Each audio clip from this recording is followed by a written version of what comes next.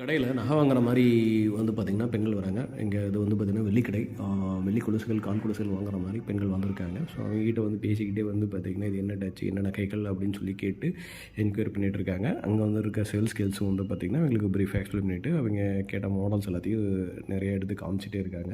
So, எங்களுக்கு இந்த model பத்தலன்னு சொல்லிட்டு, வேற எடுங்க அப்படின்னு சொல்லிட்டு அவங்கள வந்து பார்த்தீங்கன்னா சொல்லும்போது, அவங்களும் பின்னாடி திரும்பி எடுத்துட்டு இருக்காங்க. அந்த டைம்ல என்ன பண்ணிடுறாங்கன்னா, டக்குன்னு வந்து பார்த்தீங்கன்னா, நகையில சில பாகங்கள வந்து பார்த்தீங்கன்னா, எடுத்து அவங்களோட ஹேண்ட்பேக்குள்ள ஒழிச்சுக்கிறாங்க. ஸோ வந்து பார்த்தீங்கன்னா, ஸோ அவங்களுக்கும் வந்து தெரியல. இந்த மாரி குறையிறது வந்து பார்த்தீங்கன்னா, ஆஃப்டர் தட் வந்து இந்த வெள்ளி கடைகள்ல என்ன பண்ணுவாங்கன்னா, டெய்லி வந்து பார்த்தீங்கன்னா, ஸ்டாக் கவுண்ட் எடுப்பாங்க.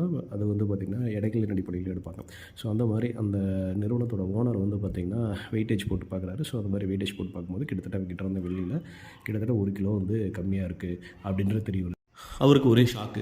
என்னடா இது காலையில இருந்த கேஜ்ல வந்து இவ்வளோ குறையுது அப்படின்னு சொல்லிட்டு அவருக்கு டவுட் ஆகும். வந்து பார்த்தீங்கன்னா, அங்க இருக்க சேல்ஸ் கேர்ள்ஸ்ட்ட கேட்கும்போது, இல்ல நாங்க சேல்ஸ் பண்ண லிஸ்ட்ட குடுத்துருக்காங்க. அப்புறம் அதையும் செக் பண்ணி பார்த்துருக்காரு. சரி அப்நார்மலா இருக்கேன்னு சொல்லிட்டு அவர் வந்து பார்த்தீங்கன்னா, ஆஃப்டர் தட் வந்து பார்த்தீங்கன்னா, அந்த கேமராஸ் ஃபுல்லா செக் பண்ணி போகும்போது, இந்த 4 பெண்களும் வந்து பார்த்தீங்கன்னா, நகை வாங்குறது மாரி வந்து பார்த்தீங்கன்னா, திருட்டு வேலைகள்ல ஈடுபட்டுருக்காங்க. அதுக்கப்புறம் வந்து பார்த்தீங்கன்னா, காவல் நிலையத்தில புகார் குடுத்து அவங்கள கைதும் பண்ணிடுறாங்க.